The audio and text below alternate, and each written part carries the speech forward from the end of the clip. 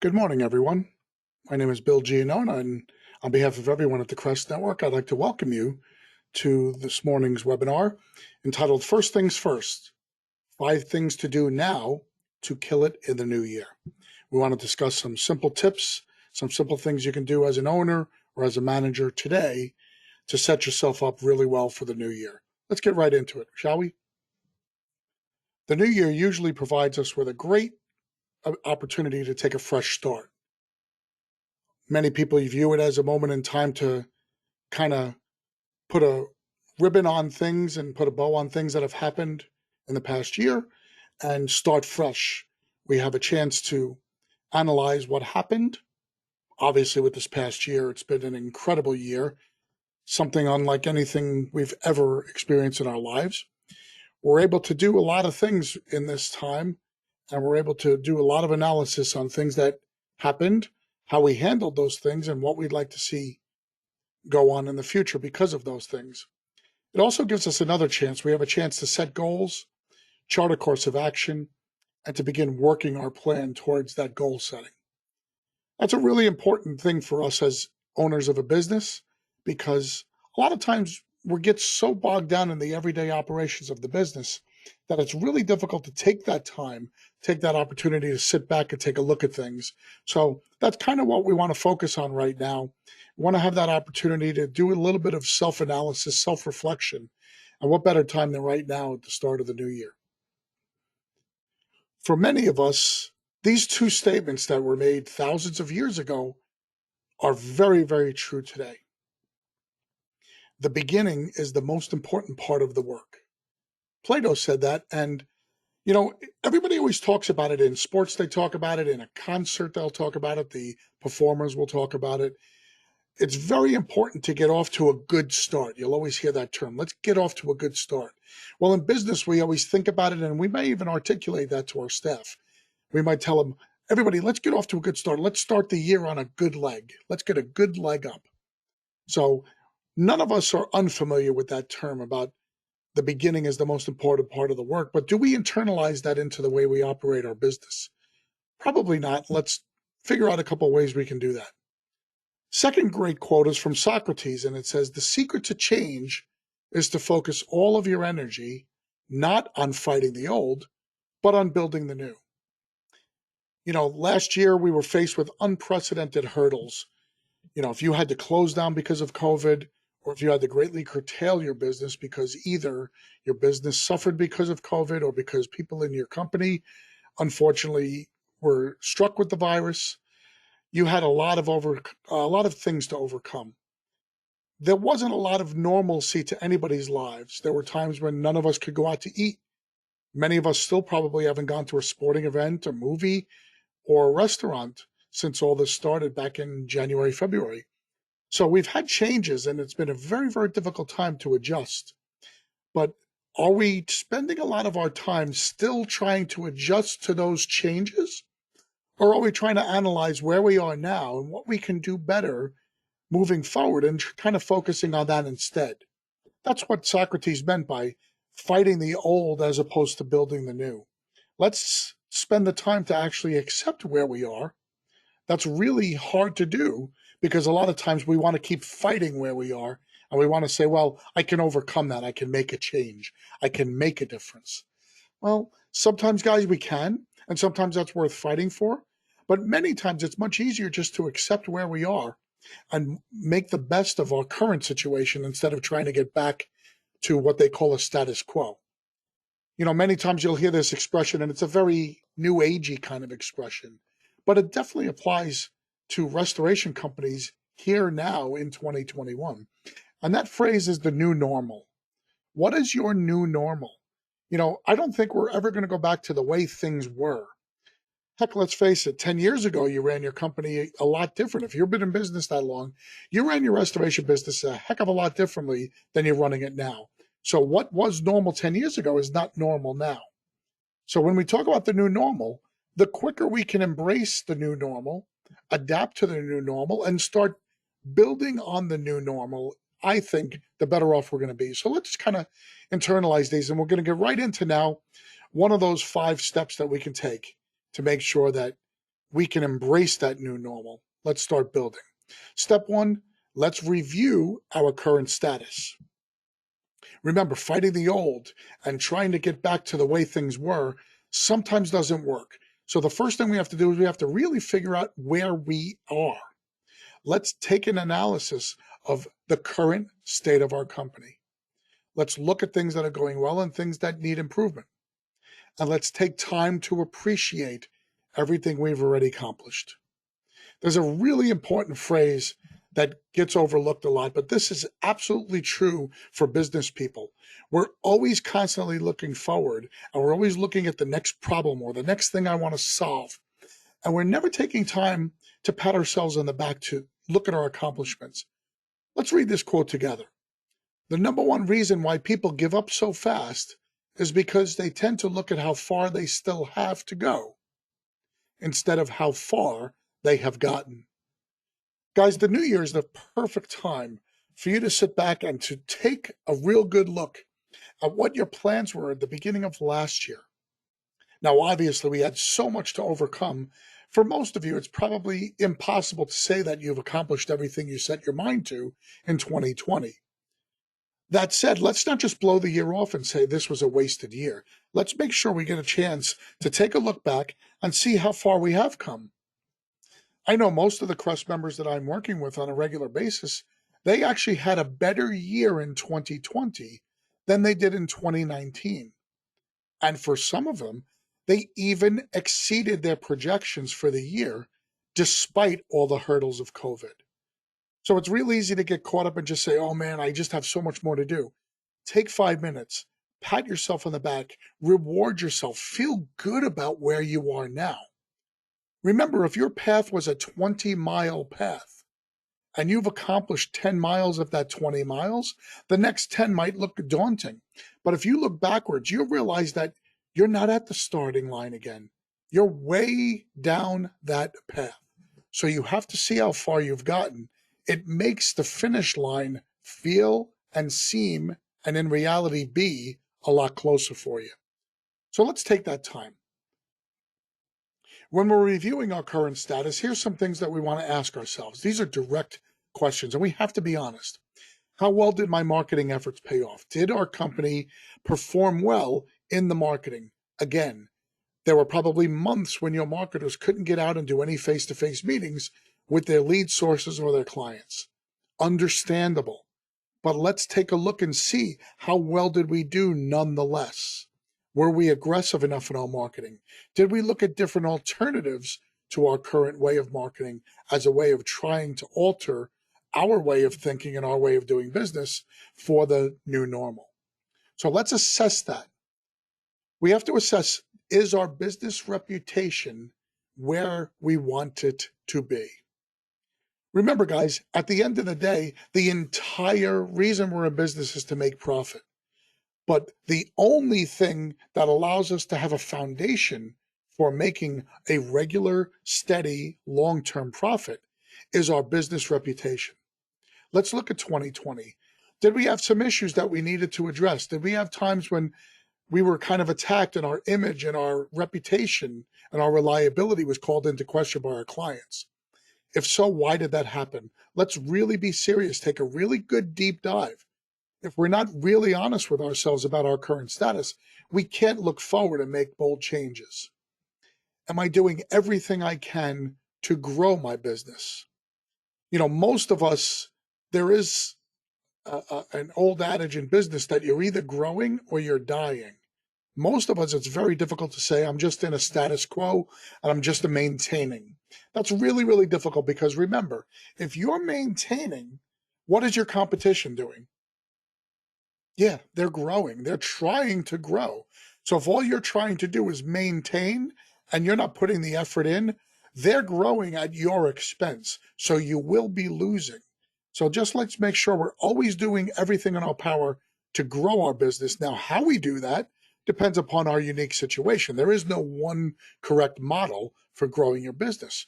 But are you doing everything that you personally can be doing within your business and within your structure and within your community to do it the right way? Let's, in that process of taking that time to pat ourselves in the back, let's ask ourselves this question, and it's not easy again as an owner.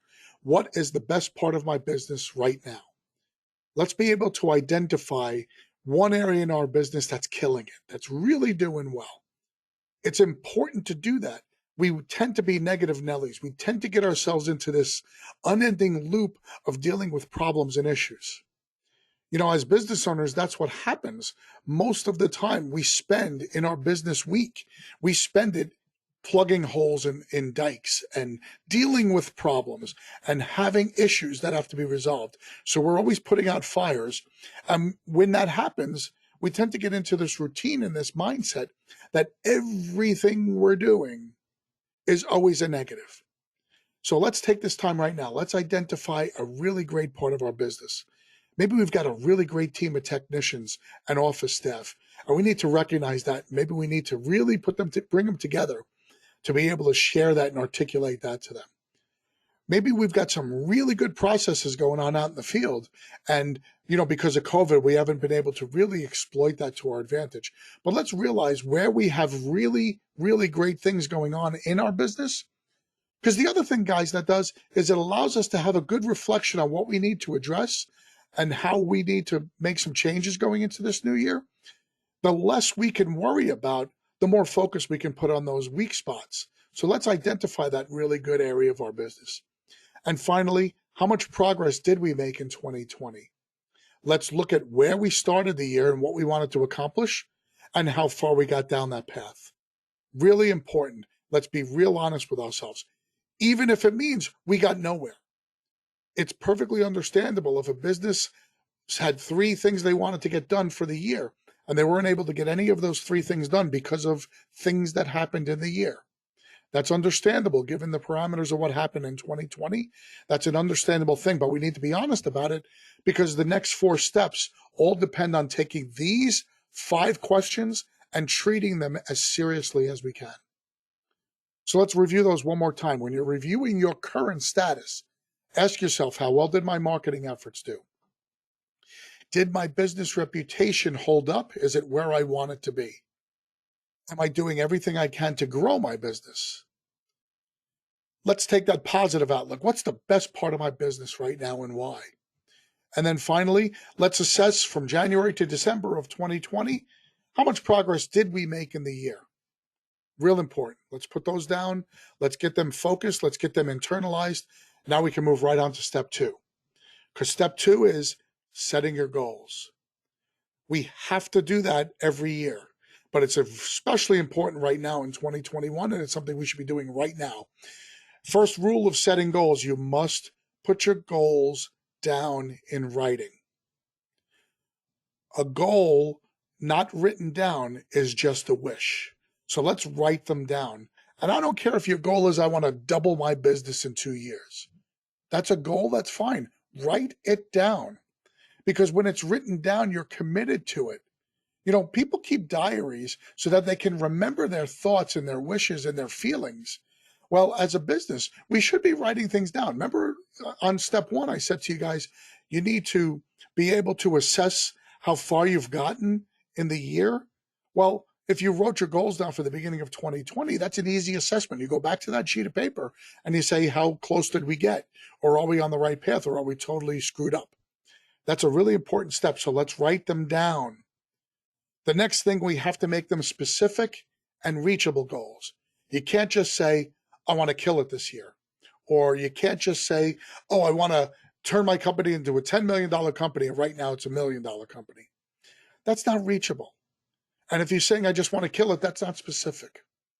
There's an acronym that all business owners use, and most coaches use this when it comes to setting your goals. And the acronym is SMART, and they're all laid out right here in the photo. Your goals have to be specific. They have to be measurable. You have to be able to clock them. You can't just say, I want to be a much stronger company. What does that mean exactly? I want to be a bigger company. Well, I don't know what that means. Do you want more equipment and more machinery? Do you want more employees? Or do you want more revenue? So let's be able to measure our goals. They have to be achievable, like I said before. It's unlikely that if you're $1 million company in 2020, you could become a $10 million company in 2021 unless you do some major radical things. And for most of us and for most of the Crest clients, that's not something we advise you do. Realistic, again, that ties in with the other pieces, and all of these are interrelated. But realistic is also not something that is a crazy, uh, far out thought. Make them realistic. Make your goals. I want to grow by 20% this year. Don't say, oh, I want to expand into 4 other states. That's not realistic. Or don't just say, I want to take these guys who just started in my business, I want to make them triple masters by August. Guys, stuff like that is not realistic. If they're wishes and if they're goals, they have to be things that you can attain. And then the last one is T in SMART, that's timely. They have to be timely. Don't set a goal right now for 2021 that says, oh, I want to retire in 10 years. That's fine. That's a long range plan. But the things you're going to do to retire in 10 years might not start today. They might be pieces that have their foundational starts today, but those goals have to be much more laid out. And that's when, if you can't discern the difference between what you want to do this year and what you want to do long term, that's one of the reasons why you should be working with a business coach. There's no sin in admitting the things you don't do. And these are the things that people like myself and Dick, these are things we do every day with our clients. These are the things that we try to work with them on, how their thought process manifests itself in the day-to-day operation of their business. That's why we refer to something as a timely goal. In this first 6 months of this year, I'd like to add a different piece to my business. Like I think I might want to add mold remediation. That's very timely. That's something you could start on tomorrow with an idea that it might take 6 months to introduce. So that's why I thought that would be something that's specific, measurable, achievable, realistic, and timely. That's the kind of thing we're talking about when we're saying set your goals. Another major mistake that most owners make is when they set their goals, they make them personal goals. You have a company and you have a lot of great resources in your company. If you've got technicians and you've got marketers and you've got some support staff, and if you're large enough where you've even got some management that's helping you out, engage them in your goal setting process. Lay out some broad strokes for the company and say to them, listen, here's what we want to do. We want to grow the company. We want more revenue to come in. What do you guys think would be the easiest, best way to go right now in the next 6 months? And stop talking. You will be amazed at some of the information that you're going to get back from people who are doing this every day for you or with you. Make sure you engage others. It's a very, very difficult concept, especially for owner operators who feel like they're one-man shows. No matter what, everybody in your company has an outlook and they have things that they can add. Even if what they're adding sounds so crazy and so ridiculous that it enables you to go back and center on much more realistic possibilities, at least their input, you're taking that in and you're absorbing it, and it's what we call centering you. Like those darts. Not every dart is going to hit the bullseye, but if you take everybody's ideas and put them together, collectively, that's what your dartboard could end up looking like. You could centralize and focus everybody's ideas and goals into one major set of goals for your company. Remember what I said before about, without writing it down, it's just a wish. Well, guess what? A goal without a plan is just a wish as well. I want to grow my company by 20% in 2021 is a great, very realistic goal for every single business owner. A 20% growth in our industry is very achievable and very realistic, and it covers all of the SMART acronym characteristics. But without a plan to get that done, it's just a wish. So now you say to yourself, all right, my goal is to grow the company by 20%. The plan is, how do we do that? That's going to take some effort, some time. Once again, business coaching helps you along those roads. You may be totally in the dark as to how you can go about doing that, when for someone like myself who has done this with dozens, if not 100 different companies, this is something that I'm not going to say is easy, but it's easier for someone like myself to help you with that because I can give you a lot of the objective strategies on creating a plan.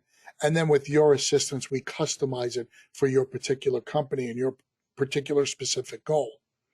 But you have to have a plan. It's not going to happen unless you say, well, here's how we're going to do it from a marketing perspective. Here's how we're going to do it from a production perspective. And here's how we're going to do it from an administrative and invoicing and financial perspective. All of those things have to be taken into account. And then, of course, the last step, once we have all of that in place, we need to work the plan. There's an old expression, plan the work and work the plan. Well, step 4 is planning the work. You're creating the plan for your goals. And then step 5 is every single day, the mission of the company is to work the plan. It's why you need processes. It's why you need structure. And it's why you need competent people helping you out. If you're going to do it all yourself, my brutal, honest opinion is that you may be in the wrong business. You should probably be a power washer or a gutter cleaner or something that literally can be done by one person. Restoration isn't a one-man job. Even if you're a small little mom and pop, restoration is not a one-man job. And if you're looking to grow your company by 20, 30, 40%, it's definitely not a one-man job. So let's make sure we do this collaboratively. Let's engage those others. Let's create the plan of action to achieve those specific reachable goals, and then let's work that plan. Okay, let's move on to step 3. Step 3 is something that we might not realize can be done, but we're going to take an inventory of our entire company. We use the new year as, like I said, we turn the page or we rip the page of the calendar off and we're on to a new year. Well, guess what? This is a perfect time to utilize your assets in your company to figure out exactly what your company is made up of. So when I say an inventory of your entire company, I want you to get a true status of everything in the company. We're going to roll through these, and it's fairly obvious, but I'm telling you, a lot of people don't do this, and the beginning of the year is the perfect time to be doing this. First thing you want to assess is your personnel. Are they right for the job they're doing, or are they right for your company in general? Many times we get comfortable with inferior people in our company because the idea and thought of losing them and having to go out and find somebody is very daunting to us. I can't share with you how many opportunities I've had this year to talk to Crest members and non-Crest members and business owners all over the country. The single most difficult job that they had this year was finding new talent. What ends up happening there is then you resign yourselves to doing the best with what you've got. But if your personnel really doesn't share your long-term values or your ethics or your goals and motivations for your company, they're not the right people for your company. The sooner you can make an inventory of that and come up with a real, true assessment of that, the easier it's going to be in the long run to attain those goals and to set your long-term goals. Because you can't set long-term goals and make them work with inferior people. You have to have an end product that matches your goal. And obviously, none of us says we want to be a great, large, successful company with really crappy workers. None of us would say that. But I think if we're really honest with ourselves today, we would be able to identify a handful of people in our company who we would say, if we had the opportunity to replace them with someone equal or slightly better, we would do it 10 times out of 10. Let's make that assessment. Let's be really, really honest about that inventory. Step 2, obviously, is another step. We're going to check our equipment. Now, this is the traditional thought process for most owners when they say, oh, I'm checking my inventory. Once a year or so, they'll go through the warehouse and they'll go through the vehicles and they'll check everything that they own just to make sure that they have a true, quote unquote, inventory of equipment. We need to make sure we do that. One of the other things that we need to make sure we do is we need to check the current condition of that equipment. Many of you guys are owner operators and you're out there and you're playing with the equipment every day, but some of you have graduated to the point where you're owner managers and you don't spend a lot of time on the jobs. You might not even spend a lot of time in the warehouse because you might be concentrating on the financial side or the marketing side or the administrative side of the business. Well, you need to take this opportunity to get a real honest assessment of the condition of your equipment. Remember, your business reputation is formed sometimes by what your equipment looks like. I heard this from a very smart man years ago in the industry, and he said, remember, even if we respond to an emergency, our personnel is in that house for 6, 8, 10 hours. Guess what's in that house for 5, 6 days? Our air movers and our DUs. If those things look like garbage, no matter what their first impression of our personnel was, they will start to get the impression that broken equipment and worn equipment and lazy, horrible looking equipment and setups means that this company really isn't an excellent company with a great reputation. That is something we can easily overcome by doing this beginning of the year inventory of the type, the condition, and what's the reasonable use expectations going forward. In this photo, we've got some nice, clean marked equipment, but some of that equipment, I could tell you, is 10 to 15 years old. How much more useful life are you going to get out of Sahara air movers that are 10 to 15 years old? You might have to start thinking about upgrading your inventory and maybe turning some of it over. That's an individual decision, but again, how we look as a company is very important, and the equipment is one really important way to do that. Obviously, a second way is our vehicles. Let's assess the age, condition, and appearance of our vehicles. When's the last time you guys walked into the back of your trucks to take a look at how the technicians are keeping it? When's the last time your trucks got regularly washed? When's the last time you re-logoed your truck so that it doesn't look like the paint is chipping or the logo's wearing away? Little simple, silly things like that. I know a company that was a $10 million company and half their trucks were driving around without hubcaps on them. Looks cheap, feels cheap, and yet this was a $10 million company. All that mattered was the impression. So their impression was that they were this cheap little fly-by-night company that couldn't even afford to keep their vehicles in good working condition. Let's avoid that at all costs. Let's make an inventory of our supplies.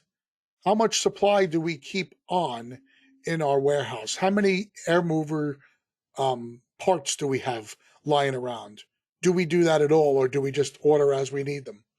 Let's check on our all of our filters for our scrubbers and for our DUs. Do we change our filters constantly? Garbage bags, gloves, PPE. Obviously, in 2020, everybody had a very difficult time keeping their hands on PPE. It was very difficult to grab it. You had limited supplies when you could get it. Things are starting to loosen up a little bit, but let's make sure we have proper inventory. We have to make sure that we have good value of inventory, and we have to make sure that our inventory matches our needs. Let's not waste space on things that maybe our company was a carpet cleaning company 5 years ago, and we have now morphed into restoration, but we still have a whole bunch of stuff lying around from our old carpet cleaning days. Well, guys, if you have that, let's get rid of that stuff. It's useless to us. It's taking up space and it's not providing value to your company. So let's do that now. Let's do that really quick inventory of all of our supplies. If we're still buying at Home Depot every week, why don't we look into ways where maybe we could buy in bulk, and instead of buying 10 boxes of garbage bags at a time, let's buy a pallet of garbage bags, spend a little more money up front, but the per box cost goes down, but Xactimate still gives us the same money. So let's make sure we have smarter ways of doing things when it comes to our supplies. And then finally, let's make a really good assessment of our physical plant. If we are where we are now and we want to grow the company by a certain percentage going forward, is our physical plant capable of handling that growth? A lot of times I see companies that have terrific growth and they can do it all, and they can add people and they can add equipment and they can add vehicles to be able to handle the higher level of business. but they're bursting at the seams in their physical plant because they just don't have enough office space now when they went from 3 office staff to 7 office staff because of all the paperwork and the collections and the administrative tasks that have to be done. They have no place for them in their offices. Or their warehouse now, they can't bring the trucks inside the warehouse because they just have too much going on inside the warehouse and they need all that room for racks and for supplies and equipment. Well, take an honest assessment of that. If your physical plant is not handling what your current needs are, be really careful about making some major growth plans without taking a real fair assessment of your plant and possibly adding that into one of the things that you need to work on going forward. Step 4 in our process is something that I've talked many times in the past year about, both in public and private discussions with our clients. You need to track your leads and your jobs. Now, guys, I know everybody hates to use spreadsheets. Everybody hates to use their CRMs. I understand that. But tracking your leads and jobs gives you an incredible amount of information about your company. If you know how many leads come in, if you know where those leads are coming from, and if you know the frequency of those leads from each lead source, just think of how powerful that is for you to assess how well your marketing is doing. Let's face it, none of us have an idea of what our marketers are doing out there half the time. They're running around, they're seeing 100 people, or they're not seeing anybody. We don't really know that. The only way we get to assess their overall abilities is by judging how well the leads are, the quality of the leads, the quantity of the leads, and the diversity of the leads. If you keep getting leads from the same 3 or 4 plumbers, and that's all you're getting, guarantee yourself that your plumber is not out there doing his job. Excuse me, your marketer. Because your marketer should be introducing himself and introducing the company to dozens of other company opportunities. Plumbers should be out there. You should have a dozen plumbers giving you business, not 3. So that's a way that you can make those assessments. It also allows you to work on your closing techniques. If you know how many leads you're getting and how many jobs that turns into, and that ratio is not anywhere close to 70 or 75%, you've got to work on your closing techniques. You don't have a lead problem, you've got a closing problem.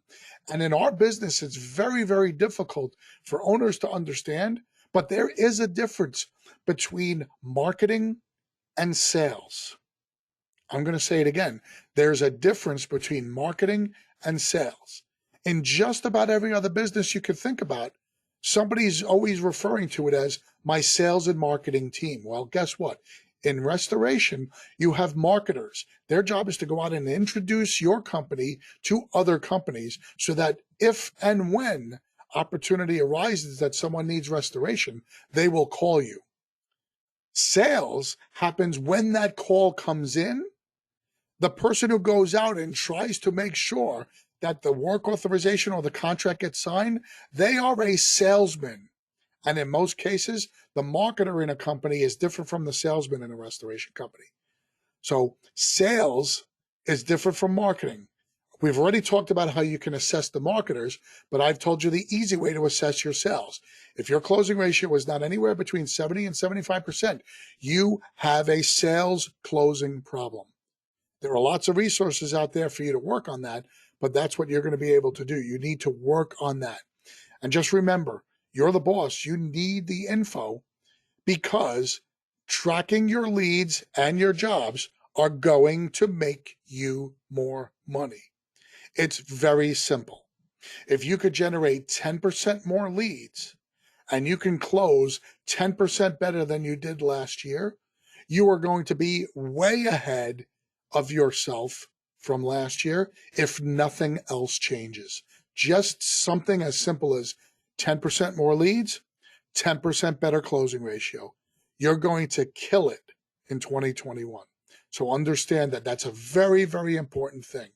If you're interested on a simple way to track your leads and jobs, drop me an email or send me an IM and I will make sure I get right back to you. Step 5, the final step of what we need to do in 2021, identify 2 major things to work on in 2021. If you identify and decide on two major things or major projects, you'll get both of them done. It's very interesting, and I may have talked about this before in a previous webinar, but I think it bears repeating. I went to a very, very interesting business breakfast a few years ago. And I say breakfast because it literally started at 7 a.m. and it literally ended exactly at 8 a.m. And it was given by an efficiency coach who works with very, very large companies, Fortune 1000 and above. So he spends a lot of time with very, very big time leaders, and he doesn't waste his time on the smallest little guys. And he gave us a tip that the biggest guys use, and he came and did this breakfast so that all us little guys, so to speak, can have the same advantage. And he said major companies never, ever choose to do more than two things in a year, because it's been shown in a study that if you choose to do two things in a year, you get them both done. If you choose to do between 3 and 5 things in a year, you get 2 of them done. And if you choose to do between 6 and 10 big things in a year, you get none of them done. And that came from a survey of over 25,000 business owners. That was the consensus. It makes sense when you think about it, because let's face it, guys, you probably started last year with a whole bunch of great ideas. And as the year went on, you forgot about half to three-quarters of those ideas because other things, life and business, get in the way. If you had only focused from day one on two major things, even when distractions came your way, when it came time to get back to focusing on your longer range projects, it would only have two things on your mind and you wouldn't be as easily distracted. Having 10 different things, trying to juggle 10 different balls in the air at the same time, they're all going to fall to the ground, and eventually you're not going to catch any of them.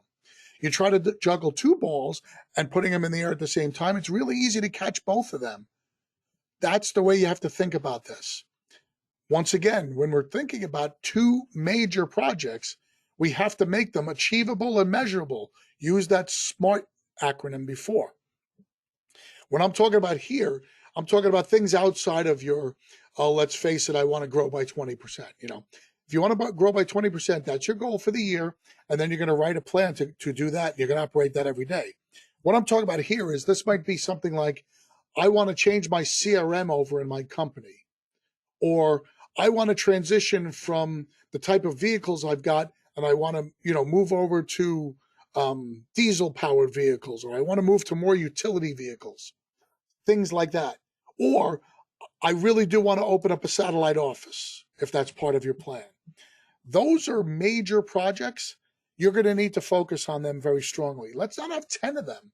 Let's focus on two, the two that are the most important to you, that you can get the best overall effect from. Make them achievable and measurable, like we discussed before. Don't get distracted by the small stuff. I'm going to tell you another thing that I've heard at this seminar. The same speaker said that an average CEO works 50 hours a week in the business. Now, it doesn't mean that he's not doing a lot of whining and dining. The amount of time he actually spends in the business is 50 hours. He might be an 80-hour CEO every week, but 30 of those hours are spent, glad handing and having dinners and cocktail parties and giving speeches. That's different than actually operating within the company. Now, in those 50 hours, each one of those CEOs spend 40 of those 50 hours in a week plugging holes and solving problems. That's the small stuff. They only devoted about 10 hours a week towards these major goals, towards this operational side of the business. Problems will always come up. It's a way of me telling you guys, problems are always going to come up, and you're never not going to have a time when you have to deal with a problem. But don't allow problems coming up to be your crutch and your excuse to now turn around and say, oh, I couldn't get anything done the whole year because all I had were problems. You know what? That is an excuse. That's not a reason. So we always want to be able to identify reasons, but we don't want to make excuses. So here's what I'm going to say. We know we want to get these two things done in a year. We know we've only got 10 hours out of our 50-hour week to get them done. So we need to make sure that we block out 2 hours a day. And in those 2 hours each day, the only thing we work on are our major things. We do not allow the small stuff to affect us. We lock our door. We tell everybody between 10 and 12, I don't want to deal with anything having to do with Mrs. Smith or the technician calling in late, or we have a bill that hasn't been paid and somebody's screaming and yelling at us. I don't want to deal with any of that. For those 2 hours every day, the only thing I want to deal about is I want to deal with how are we going about changing over the vehicles? How are we going about changing to our CRM? Those are the things you're going to work on. You have to devote that time. Scheduling obviously is very important. Everything should be part of a plan and a process. So make sure you do that. I would recommend this. In order to get that 2 hour block and figure it out, spend the next week and really consciously be aware of what time of the day those problems come to you. There's a really good chance the problems come to you first thing in the morning, middle of the day, and after 2 o'clock. So you've got two options. You've got a late morning window or you've got an early afternoon window. So that would be my two suggestions. Your company will dictate when that window is, but identify that window. That's really important, guys. It's the only way to make these two things work. You need to incorporate these projects into your everyday planning. This is just what I was talking about. You need to make sure that you take the time every day. So in your regular schedule, hopefully you guys are meeting regularly with your teams. So you're having production meetings, either daily or at least weekly. You're having marketing meetings, you're having management meetings, you're having financial meetings. And I don't care if your business is only 10 people and you've only got 2 people in doing marketing and you've only got 1 person doing the finances. Schedule a time that you're going to sit and talk with those people every week or every day. Part of that schedule will include your time for these major projects. And of course, finally, let's make sure we share our success. We have to always make sure that at the end of the tunnel, when these 2 major projects get done, there's a reward for those helping us along the way. You can't set up a major project that says, my major project for the year is to make sure that I could take more out of this company than it was last year. If you're doing that and you're enlisting the support of everybody, the only thing they're going to see is you taking out more money and them not. So clearly that wouldn't be something that I would suggest as one of your major projects. But if you say, I want to have this entire company shifted over to another CRM by the end of the year, set that as a goal. And then when we get there, let's make sure that we reward those who helped us do that. Obviously, these major projects are going to be things that, when they are completed, are going to have a positive impact on the company. If it's setting up a new division and a new subsidiary and another branch, obviously, when that's open, you're going to be making more money. Well, whoever's responsible for that, let's not forget to reward their efforts. So share that success. In order to kill it in the new year, you've got to take these 5 steps. So we're just going to spend a minute or two reviewing this. We need to review our current status. Let's stop right now. What do they always say? A snapshot or picture is just a snapshot in a frozen moment in time. Never happened before and will never happen again. So let's do that. Let's take a snapshot of our company. Let's review where we are. Remember what I said about let's make sure we pat ourselves in the back for what the best part of our company is, but let's also be totally brutally honest about where we are as well. What are some things we need to work on? What are some goals we didn't accomplish? Step 2, we need to set our goals. We need to make sure we write them down. We need to make them achievable, realistic, the SMART acronym, specific, measurable, all of those things. We need to make sure we can do that. And we need to then put a plan in place to achieve those goals in our set period of time. We need to make sure we do an inventory of our entire company, not just in the traditional sense of the word inventory, which is, we're going to figure out how many air movers we've got. And we're going to, check things out. We're going to have a whole spreadsheet just with all of our stuff. That's all well and good. Let's make that same effort and that same quote unquote spreadsheet with everything else in our lives. Let's make that quote unquote spreadsheet of our personnel. Let's assess them. Let's look at the quality of our personnel. Let's look at what we're getting out of them. And let's maybe determine which ones need to be replaced. Let's look at our vehicles. Let's look at our supplies. And let's look at our physical plant. Let's do all of those things. That inventory is going to give us the ability to set goals that are reasonable, set goals that are reachable, and to be able to set a roadmap and a plan that's realistic because we've got the personnel and the capabilities to do it. You know, I have a client who was doing about 12 water jobs a month, and they said, my goal next year is to do 30. And I said, with all due respect, that sounds great. But right now, with everything you've got in terms of the amount of equipment you've got, the quality of your personnel and the quality of your vehicles, and your ability to market, you're not going to be able to get there. That's unachievable. They had not done an inventory to assess where they were and to judge whether or not they had the capacity to grow. So we changed the plan and we changed it from 30 down to 18. But guess what? 18 jobs, considering they were doing 12, is a 50% increase in business. It sounds like so little when you say 12 to 18, but as a percentage of business growth, 50% is incredible business growth. Let's not take that for granted. Let's make sure we set our goals. Let's make sure we do our everything in our company based on the inventory. Number 4, moving forward, let's make sure we track our leads and our jobs. It gives us a great ability in real time to look at how well we're marketing, how well we're closing. And we can make those tweaks and those changes because that's where a lot of your growth is buried right now. A lot of your growth is buried just in your ability to do things better. You know, what do they say about athletes? You're not living up to your potential. Well, as a company, how do we know we're not living up to our potential? We can't look at it and say, well, we just have a feeling we could do better. No, let's do the analysis. If you're getting 50 leads a month and you're only closing 20 of those 50 leads, you need to analyze your marketing and your sales efforts.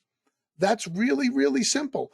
If that goes from 20 to 30, you just had 50% growth in your company from 20 jobs to 30 jobs based on the same number of leads or slightly more leads, but now you're working closer to the potential of your company.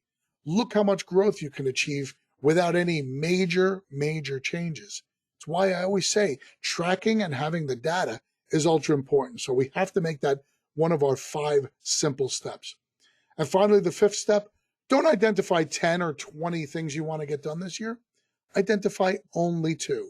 Be realistic. Make them 2 large projects that you want done. Make sure that they are part of your overall plan and process for the company.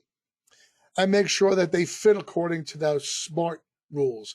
Make them achievable, make them reachable, make them timely. You do these 5 things, guys. There's no reason why when we have this discussion next year, you're not going to be able to say, I really did kill it in this year. On behalf of Dick Wagner and everybody at the Crest Network, I want to thank you so much for being with us this morning. I thank you for your continued support of the Crest Network. And like I said earlier in this webinar, if there's anything that any of us here at the Crest Network can do to assist you or anybody in your company with bettering your business, please do not feel hesitant to reach out to us. We are waiting for your call. We are anxious, and it's kind of what we live for. We get all of our greatest joy out of seeing you guys killing it. So I want to thank you, and I look forward to hearing from you. You guys have a great day. Thanks so much. Bye-bye.